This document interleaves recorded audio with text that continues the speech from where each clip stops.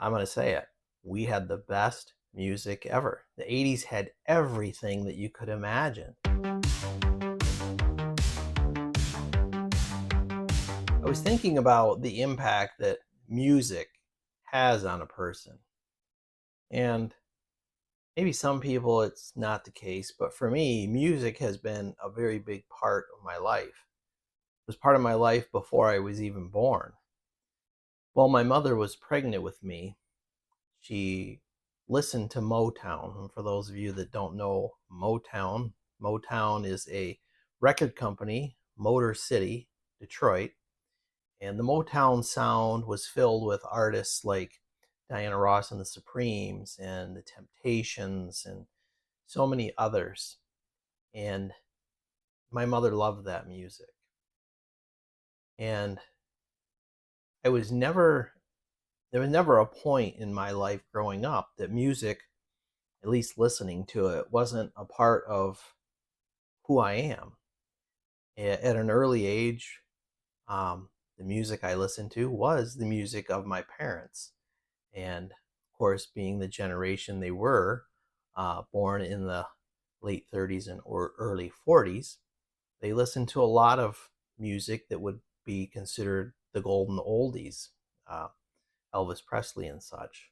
Um, but as they got older, they started listening to country music. And I think what got them into country music was the gospel aspect of it. Groups like the Statler Brothers and the Oak Ridge Boys and some others. So they were really into country music. I'm not a big country music fan myself, but some of the older country music is quite good. And as a teenager coming of age in the 80s, I'm going to say it. We had the best music ever. The 80s had everything that you could imagine.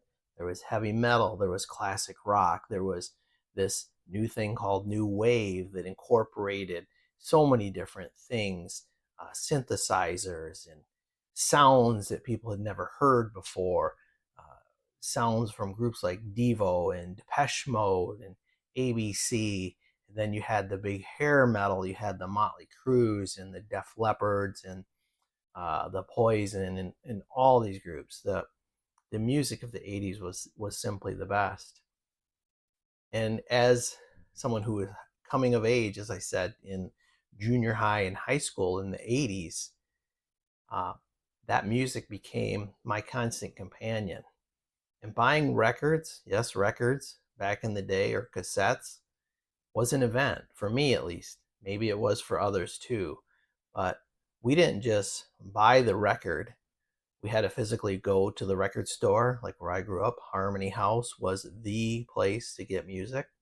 And you would go there and you would shuffle through, and there would be artists that you've heard of before, artists you hadn't heard of. And you relied on the guy working at the record store to maybe give you a little general direction of something maybe you hadn't heard before, or uh, a lot of times I would go in there and I would buy records from artists that I'd heard on the radio.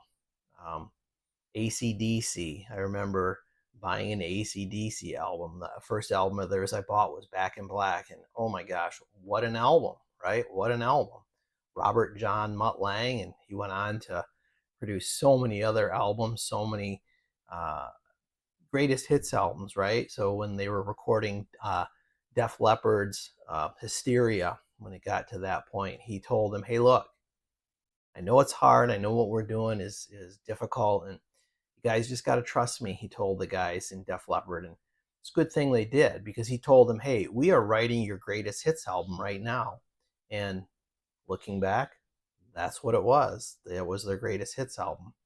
But I say all this, or say all that to say this, that music, it can really affect a person's emotions, their mental well-being.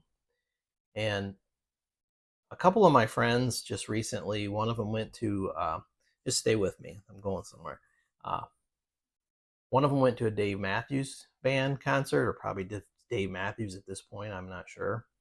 And another friend went to Sammy Hagar with special guest Rick Springfield, of all people, right?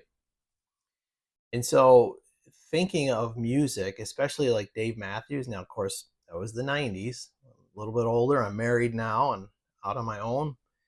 And Under the Table and Dreaming, what an outstanding album. That album had so many positive tracks on it, so upbeat, so different than anything I had heard before.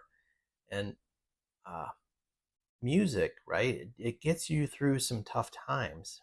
And back to my high school days, right?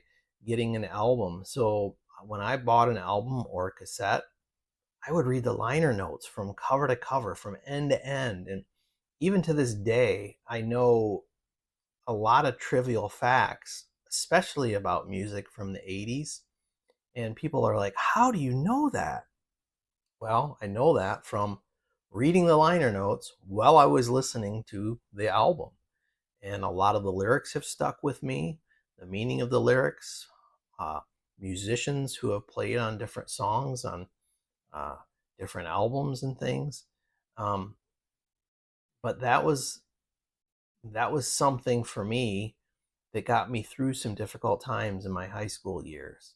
And music still has that ability. I don't listen to those same type of groups necessarily now. Not that there's anything wrong with it. I do sometimes, put on Def Leppard or Depeche Mode but now I listen to what I guess you'd call modern jazz, and I like it.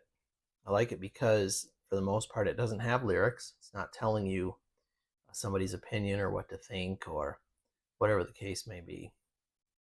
One of the artists I listen to now is a guy by the name of Brian Culbertson. And this guy is phenomenal. If you haven't heard of his music, I suggest that you search it. He's got a channel here on YouTube. It's fantastic. He is one of the best piano players that I've ever heard. And uh, he had a concert not too long ago in Detroit. And he talked about the same kind of thing with music and how music, you could be having the worst day ever and you hear your favorite song or an upbeat song and your mood instantly changes. And there's a lot of truth to that. And I just say all that to say this: no matter what your musical taste is, don't stop listening. If music has helped you, let me know. I'd like to hear about that.